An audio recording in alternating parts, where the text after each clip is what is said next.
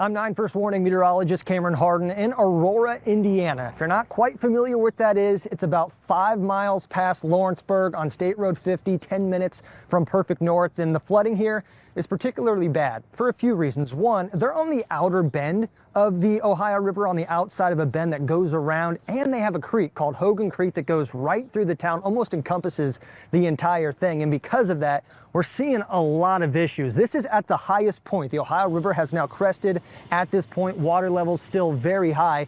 Take a look at some of this drone video that we got during the morning hours, and you can see that most of the town is actually underwater. The closer you get to the Ohio River, the closer you get to Hogan Creek.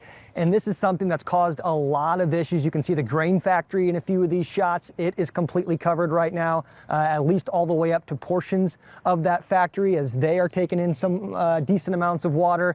You take a look at other portions. You've got this tire facility that is going to be pumping out a lot of water. And we have seen sump pumps going throughout the morning. Take a look at this, right? As soon as the sun started to rise, you had people out here in some of these businesses turning on a decent amount of these sump pumps to try and help things out. Back here, you can see apartments above some of these buildings. People all throughout the morning have been coming in and out of these. They are still here, just in awe of a lot of what they're seeing on the ground. We've got people right now wading out into the water. This is Gabbard Riverfront Park, and obviously that is waist deep water out there. Behind where you see some of that fog potentially, that is actually the Ohio River, obviously coming up over into the riverfront of Aurora. Right across the street is J. Miller Steakhouse. That is 2nd Street that man is waiting on, right next to Gabbard Riverfront Park. Main Street, for the most part, which is where I'm at right now, is mainly dry until you get past 2nd Street and you go closer to Importing Street.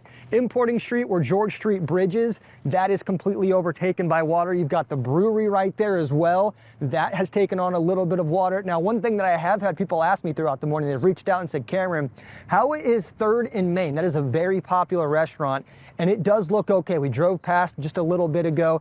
Doesn't look like the water made it up to that area. So that is one of the more popular restaurants. It looks good, but obviously it is not good for a lot of these areas. Sandbags still up, and it's going to be a while before this water completely recedes. Because it's along the Ohio, yeah, it's crested, but it's not a quick receding. So we'll see what happens once all this water does go away. Once that does happen, if you want to try to support this small town and all the small towns that have been dealing with flooding, go there. Check out some of the restaurants, check out a lot of the things that they have to offer, because yeah, they're struggling right now, but as they always do in events like this, because they're a small town, they come together and they'll come back bigger and stronger. Reporting in Aurora, Indiana, Cameron Harden, WCPO 9 News. Thanks.